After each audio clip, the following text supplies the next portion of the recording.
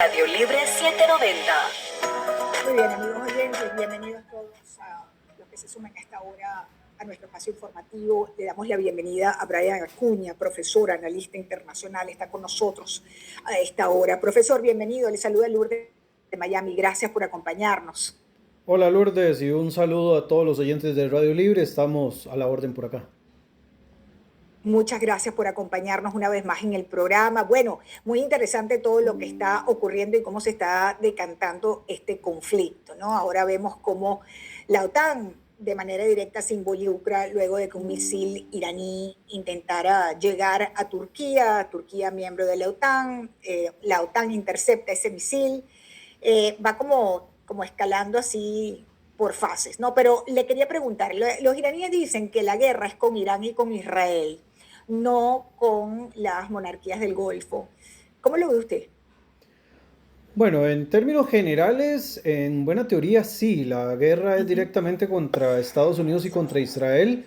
Lo cierto es que los ataques que ha, digamos, utilizado contra las monarquías del Golfo han sido principalmente por el tema de las bases militares que se encuentran ahí o, digamos, las sospechas que ha dado Irán de que soldados incluso se refugian en algunos sectores que son civiles. Esto obviamente es un supuesto por parte del régimen, ¿verdad? Para no decir que algunos de sus ataques han sido fallidos, así como han atacado también dentro de zonas civiles en Israel. En este punto, lo que están intentando Estados Unidos e Israel es evitar de que por lo menos en estas 2 semanas no escale a un punto en el cual se involucren otros actores y vemos ya Irán, digamos, lanzó ataques contra un puerto con fragatas y con embarcaciones británicas en Chipre. Y hoy, bueno, se habla de este envío contra Turquía. Bueno, unas informaciones dicen Turquía, otras informaciones dicen Chipre. Lo cierto es que en el momento en el cual esto empiece a crecer en la escalada, esto podría llevarnos a una situación completamente distinta a lo que estamos viendo actualmente, porque incluso el bloque de países del Consejo de Cooperación del Golfo ya empezaron a hacer sus movimientos militares por si en algún momento tienen que entrar también a responder militarmente y que podría, digamos, involucrarse países como Arabia Saudita, que es súper importante dentro de la alianza, o el mismo Emiratos Árabes, que es súper aliado de Israel actualmente. Ha dicho el secretario de Estado Marco Rubio que este país, la República Islámica, se encuentra en el momento más débil en el que ha estado nunca. Eso dijo Marco Rubio antes de una comparecencia clasificada en el Senado sobre la guerra con Irán. Además, allí afirmó que ahora es el momento de ir a por ellos, ¿no? El presidente Trump, dijo Marco Rubio, tomó la decisión de ir por ellos, quitarle sus misiles, quitarle su armada, quitarle sus drones, quitarle su capacidad de fabricar esas cosas para que nunca puedan tener un arma nuclear, dijo Marco Rubio. Y fue la decisión correcta y el mundo será un lugar más seguro cuando estos clérigos radicales ya no tengan acceso a estas armas. Palabras de Marco Rubio. ¿Cómo lo ve usted, profesor? Bueno, desde la perspectiva de las amenazas que ha resultado ser Irán desde hace varios años, pues se explica completamente, ¿verdad? Todo lo que hemos visto va muy de la mano con el realismo político del Medio Oriente, donde se busca que no haya un desequilibrio más allá de lo que teníamos hasta la actualidad. Evidentemente hay que entender de que Irán de alguna manera es un contrapeso dentro de la región, entonces la intención, esperaría y supondría yo que no es derrotar a Irán hasta el punto de llevarlo a un colapso como ocurrió con Irak. Obviamente hay que guardar ahí las distancias entre un territorio y el otro, pero una iraquización de Irán tampoco es conveniente, viendo de que no todos los actores del Medio Oriente son tan simpáticos, ¿verdad? Que muchas veces lo que los une en la actualidad es el hecho de que tienen un enemigo en común, pero debilitar al 100% un enemigo, como ocurrió por ejemplo con la caída de Saddam Hussein, puede ser peor la cura que la enfermedad, y por eso lo que se busca es una transición hacia algo que mantenga, digamos, los pesos y contrapesos un poco más equilibrados. Y usted menciona Irak, yo mencionaría también a Libia, que desde la situación del dictador que los criminalizó y secuestró por años, Muammar Gaddafi, el país no ha encontrado todavía el camino y estamos de situación irregular en situación irregular en Libia, con todo lo que significa eso para Europa y para el mismo norte de África, ¿verdad? Ahora, eso de mantener la estabilidad, y yo estoy de acuerdo con usted, no se puede iraquizar la situación de Irán, pero pareciera que también hay algunas cosas diferentes, ¿no? Con la situación de Irak y la situación de Irán. En primer lugar, porque esta es una comunidad que mayoritariamente quiere el cambio, que adicionalmente el régimen iraní ha funcionado como el crimen organizado que tenía secuestrado a los iraníes sobre las demostraciones de voluntad del pueblo iraní de liberarse de esto, pero adicionalmente tienen quienes los representen en una transición, ¿no? El presidente Trump hablaba de, creo que tengo por ahí el sonido, se los voy a colocar. El presidente decía ayer, perdón, él decía, bueno, nosotros hemos pensado en algunos que pudieran hacer la transición. Una transición, amigos oyentes, salvando las distancias, están buscando la Delcy Rodríguez de Venezuela, pero para Irán, ¿no? Entonces, él decía, yo quisiera poder, hemos visto algunos nombres, pero están todos muertos. Ya la mayoría están muertos. Les voy a poner el sonido, amigos oyentes. Espérense un momento que lo tengo. Well, most of the people we had in mind are dead. So, we had some in mind from that group that is dead. And now we have another group, they may be dead also, based on reports. So I guess you have a third wave coming in. Pretty soon we're not going to know anybody. Bueno, ahí está. Los primeros que tenían ya están muertos, los segundos posiblemente también están muertos. Estamos en una tercera fase de buscar a la transición, porque esto va hacia una transición. Quisiera saber cómo lo ve usted, profesor Brian Acuña, hacia una transición. ¿Cómo ocurre? La transición en España, la democracia duró 3 años y no teníamos esta situación. Es decir, hay una transición que tiene que ocurrir para poder después convocar elecciones y que el pueblo iraní diga lo que quiere decir. El mismo Reza Pahlavi, el hijo de Shah, ha dicho, I'm not running for office, yo no estoy buscando un puesto. Mi trabajo aquí es sencillamente transicional para que después los iraníes decidan su futuro en un proceso electoral. ¿Cómo usted ve la transición iraní?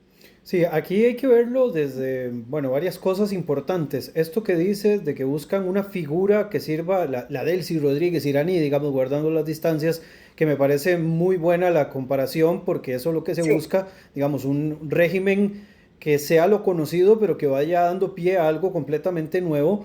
Si se llegase a confirmar, digamos, al 100% de que Mojtaba Khamenei es el nuevo líder supremo, es una continuidad de lo que ya viene. En primer lugar, parece una herencia monárquica, lo cual los mismos iraníes no querían, digamos, que se mantuviera una especie de dinastía gobernando, pero evidentemente como el régimen necesita sobrevivir, tienen que poner alguna figura que les dé músculo. Y además hay que entender de que en Irán la organización más importante, más allá que el clero, es los Guardianes de la Revolución, ¿verdad? La IRGC. Y para ellos Mojtaba es la figura más cercana, ¿verdad? Por eso ellos estaban insistiendo y ayer estaban, digamos, obligando técnicamente que pronunciaran a Mojtaba como el nuevo líder supremo, y esa era la situación que se estaba desarrollando ayer. Hay que buscar, digamos, en este proceso de equilibrio, habría que buscar una transición en la cual el IRGC deje de tener tanto poder controlado o centralizado y que se empiece, digamos, a generar un poco más de contrapesos y de institucionalidad para que esto pueda evolucionar. Evidentemente es un poco fantasioso pensar de que Irán va a pasar directamente a un proceso democrático, por cuanto la democracia no es algo que se mastica de la noche a la mañana. Y por el otro lado es importante entender de que el liderazgo que esté no puede ser tampoco el exilio. Por eso el mismo Reza Pahlavi decía que él no podía, porque evidentemente tiene 50 años de estar fuera del país, no entiende la connotación. Entonces hay que buscar algo que sea equilibrado para que Irán, de nuevo, no se convierta de alguna manera en una lucha interna interminable, y que por el otro lado cumpla con las necesidades de todos los actores de la región sin que se desequilibre demasiado. Mencionabas el caso de Gaddafi. Lo que pasa es que, digamos, en el caso de Gaddafi, a diferencia, por ejemplo, de Hussein era el que servía de contrapeso contra Irán. A pesar de que era un líder atroz, era el contrapeso con Irán. En este caso, debilitar a Irán también significaría que en cualquier momento cualquier otro actor de la región podría convertirse también en un nuevo dolor de cabeza, incluyendo el mismo presidente de Turquía, que por ahí ha dado algunos pasos un poco peligrosos para, digamos, incluso el bloque occidental. Claro, pero más o menos en líneas generales los acuerdos de Abraham, digamos, solidificaron estas alianzas con Estados Unidos e Israel, ¿no? En otros tiempos pensar que Sudán estaría del lado de Israel, por ejemplo, Sudán, un país que albergó terroristas toda su historia, o que Marruecos se sumara a la ecuación, era impensable. Yo creo que los acuerdos de Abraham blindan un poco la situación del Medio Oriente con respecto a Estados Unidos e Israel, ¿no? Egipto mismo, que es un país inmenso y que sufrió su propia primavera árabe y su propio proceso de cambios, ¿no? Cuando destronaron al presidente Hosni Mubarak, amigos oyentes, que estuvo muchos años, como 30 años estuvo profesor allí, Hosni Mubarak manteniendo esa estabilidad de un país como Egipto, vecino de Israel además, y que finalmente, bueno, no vamos a entrar en esa historia porque es un poco larga, pero hoy es un aliado de los Estados Unidos también y de Israel. Ahora, Mojtaba Khamenei, el hijo del ayatolá, amigos oyentes, dado de baja este fin de semana, es un sujeto que ni siquiera sabemos si está vivo, profesor, porque no aparece. Desde el sábado, más o menos, cuando fueron los ataques aéreos, también murió la esposa de este sujeto que ahora pinta como supuesto sucesor de su papá. En los ataques aéreos del sábado murió la esposa de este joven Khamenei. Ella se llamaba Sara Haddad Adel, provenía de una familia también vinculada a esa teocracia iraní. Pero se cree que todavía está vivo y probablemente está escondido, ¿no? Pero por supuesto, eventualmente vamos a saber sobre eso. Sin embargo, la figura de la transición, más que este ayatolá Mojtaba Khamenei, si es que está vivo y si es que esto sucede, que yo lo pongo en duda, hay una figura que es Masoud Pezeshkian, que es la figura que puede ser la Delcy Rodríguez iraní. Un sujeto que es un tecnócrata, entiendo que es de origen, tiene pasaporte o doble nacionalidad británica, y que sería la persona con la que Estados Unidos se pudiera estar entendiendo en este momento, profesor Brian Acuña. Porque como yo le he dicho a los oyentes, no es eliminar un régimen y poner, como usted también explicaba, otro contexto para gobernar ese territorio, sino que tiene que haber un proceso y tiene que haber una negociación y tiene que haber unos acuerdos antes de poder llegar a la próxima fase, ¿no?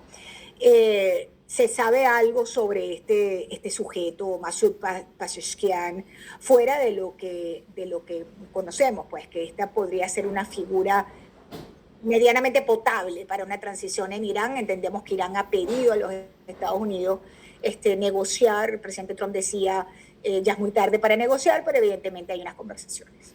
Bueno, Pezeshkian es el presidente actual del país, ¿verdad? Obviamente sí. Es un presidente que fue filtrado por todas partes para poder llegar a ser presidente, porque todas las figuras presidenciables pasan primero por por el clero y la revisión de la guardia de la revolución, pero Pezeshkian tiene también una situación muy particular, y es que pertenece a una minoría étnica, porque es del grupo de los azeríes. Los azeríes son los que están emparentados con los azerbaiyanos, ¿verdad? La gente de Azerbaiyán. Entonces sería bastante significativo de que el representante de una minoría se convierta, digamos, en el líder de transición.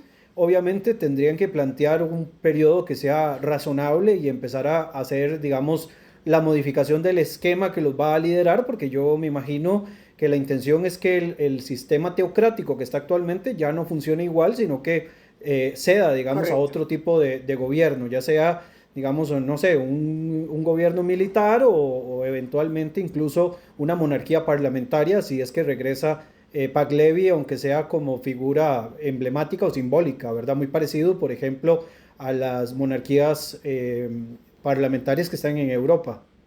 Sí. Sí, porque no va a ser como una de las monarquías que hay en el Golfo. Esto no va a ser Ah, no, no, como jamás. una Menos que esas son monarquía dinásticas, entonces es más para complicado. nada. Para nada, para nada, eso no va a pasar, pero además él siempre lo ha manifestado, ¿no? Que siempre, no solamente ahora, él siempre lo ha manifestado que él no tiene interés de, digamos, de gobernar. Ahora, todos van a tener derecho de participar en un proceso electoral, pero creo que nos estamos adelantando mucho a esto. Me preocupa el tema de cruzar el estrecho de Hormuz. Ayer el presidente, yo creo que en una jugada tremendamente inteligente, porque se va a quedar y va a cobrar, esto lo va a cobrar Trump. Ya les voy a contar, amigos oyentes. Él dijo que la Marina de Estados Unidos va a escoltar o escoltaría de ser necesario a los petroleros que quieran cruzar el estrecho de Hormuz. Esto, queridos oyentes, ¿por qué? Porque el régimen iraní, como ustedes saben, tienen el control de ese estrecho y para evitar una posible crisis energética derivada de esta guerra con Irán, Trump dijo, ¿saben qué? Hay garantías, nosotros vamos a ofrecer garantías de seguro e incluso escoltas navales para asegurar el paso seguro de petroleros y otras embarcaciones a través del estrecho de Hormuz. Esto es un guiño tremendo a sus aliados en la región. Nosotros estamos aquí para defenderlos. ¿Cómo lo ve usted, profesor? Bueno, es importante porque recordemos que del Golfo entran y salen embarcaciones con el 20% del petróleo del mundo, ¿verdad? Obviamente los grandes países como Estados Unidos no requieren tal vez de inmediato tener garantizado este producto, pero las grandes industrias a nivel mundial, inclusive para China es súper importante porque China se ha transformado en un proveedor, en una fábrica global, ¿verdad? Súper necesario. Pero más allá del tema petrolero, hay un tema que suena menos, pero que es igual o mucho más importante que el tema petrolero, que es el tema gasífero. Y de este sí se depende en muchos contextos de lo que pase en el Emirato de Qatar, ¿verdad? Y en estos momentos Qatar que se está viendo agredido también por Irán y que por el otro lado no tenga salida para poder, digamos, distribuir el gas, sí ponen un conflicto importante a países asiáticos y europeos. Entonces quieren garantizar la salida del gas, ¿verdad? Para que no solo el tema del desplome de los precios, sino también obviamente garantizar el recurso como tal, que es sumamente necesario, porque para el petróleo todavía hay salidas por medio de Emiratos Árabes a través digamos, del puerto y del Golfo de Omán, pero el problema está con el gas, que ese sí puede ser, digamos, eventualmente un enorme problema para todos los países que dependen de este producto para funcionar. ¿Cómo queda China en esto? Porque se está quedando sin el petróleo de Venezuela y esa cantidad de petróleo que sale mayoritariamente por el estrecho de Hormuz es precisamente para los mercados asiáticos. Entonces, ¿cómo queda China? China tiene un problema aquí.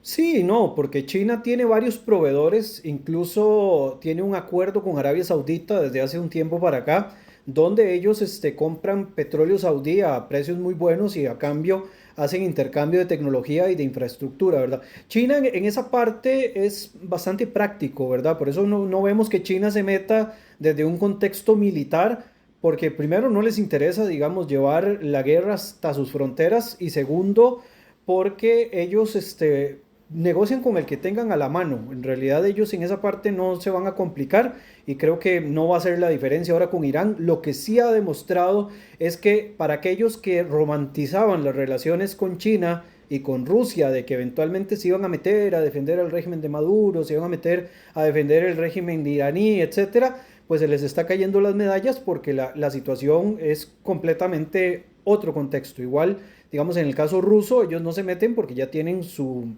desorden, ¿verdad? Bastante marcado con el tema ucraniano, que es el cual quieren terminar de definir y por eso no se han metido en la mayoría de las situaciones que han acontecido. No se metieron en Siria con la caída de Bashar al-Assad, no se metieron en Venezuela con el tema de Nicolás Maduro y no se metieron en Irán con el tema del régimen. Lo están haciendo desde la vía diplomática porque por la vía militar se les puede complicar más de lo necesario y no tienen suficientes grupos de mercenarios como hacen en África para poder también enviarlos a luchar en Irán, ¿verdad? Donde pueden caer como moscas eventualmente. Profesor, le agradezco muchísimo acompañarme, apreciamos muchísimo el privilegio de tenerlo en este espacio informativo. Brian Acuña, profesor, analista internacional, a esta hora en vivo a través de Radio Libre para toda la audiencia de los Estados Unidos. Gracias, profesor. Muchísimas gracias a ustedes. Gracias, feliz día para usted.